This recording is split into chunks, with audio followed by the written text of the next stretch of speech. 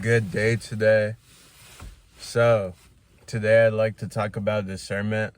Discernment, to keep it simple, is basically a gut feeling, intuition, sense of something about to occur, and guidance from the Lord.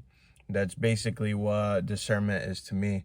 Discernment is when you have that feeling that something is about to occur, whether it's positive or negative. You just have a feeling that something is about to go down. You know what I'm saying?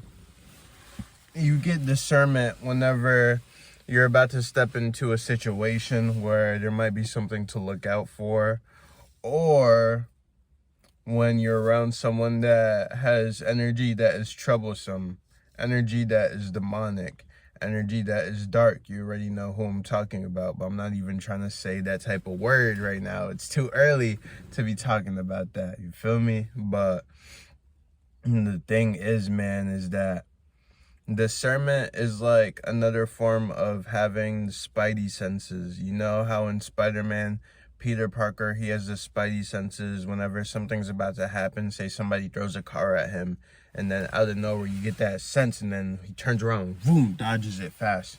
That's basically like discernment in a way, all right? That's where the movies got these things inspired from, you know?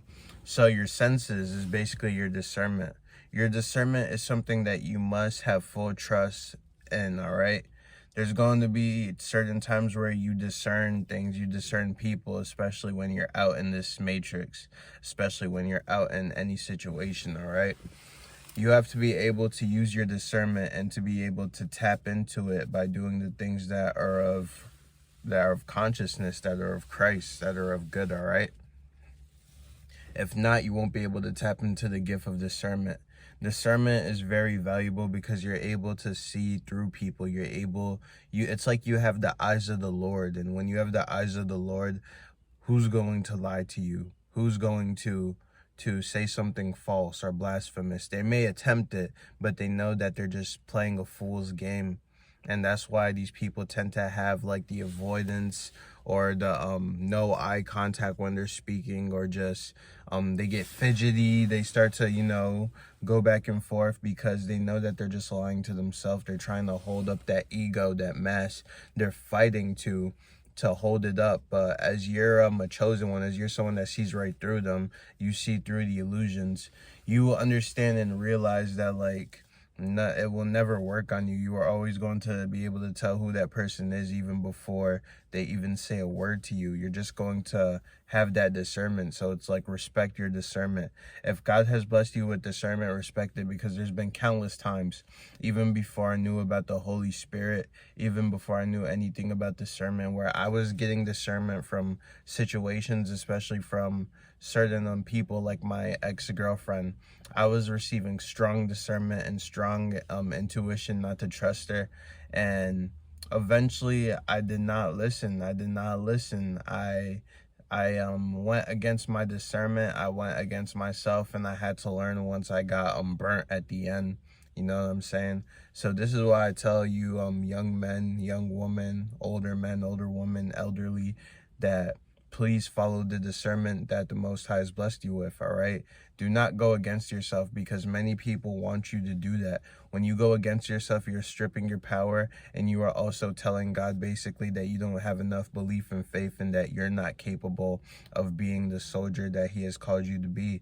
When you go against discernment, you're basically telling God that you're not chosen. You're not capable of carrying that cross. You're not capable of going through the storm.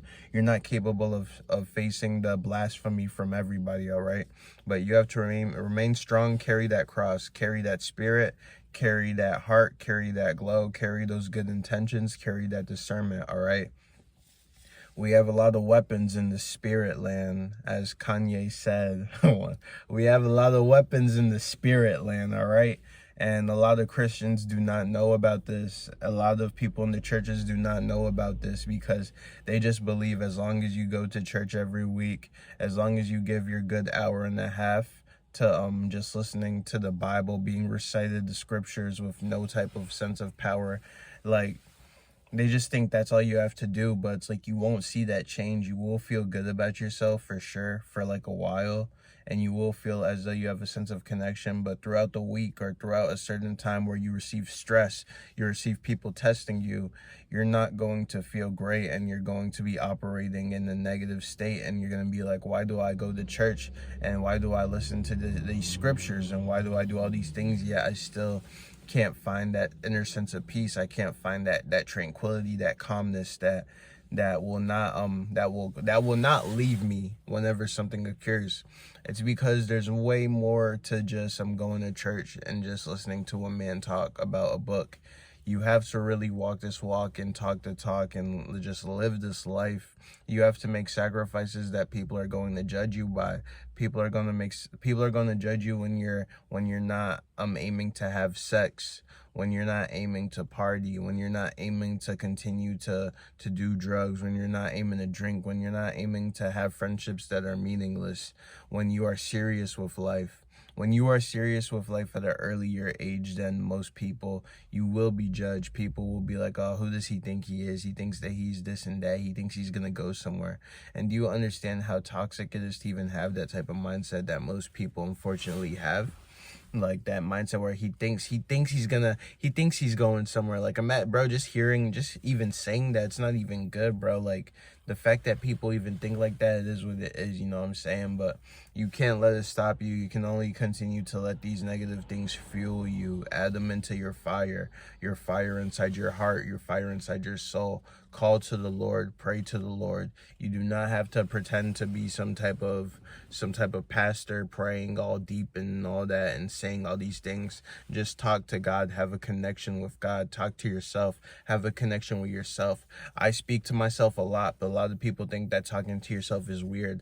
Bro, the only person I can talk to most of the time is myself, because I don't have a lot of people to seek guidance to. So it's only myself and the Lord, all right?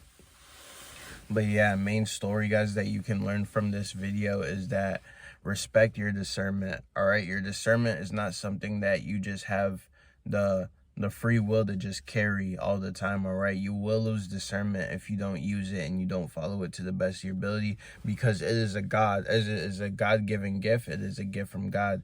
It is something that God has blessed you with to show you that, hey, I am here to guide you. I want to guide you, but in order for me to guide you, you need to want to be guided. How bad do you want to change your life? How bad do you want me to come into your life so that you can accept the fruits of your labor that you've been working for countlessly, and you can continue to be led to where you're supposed to go? You feel me? But we're our own worst enemies. We're the ones that are constantly always doing things that set us back. So that's why I'm saying respect your discernment. Other than that, take it easy and just remain yourself. Bye.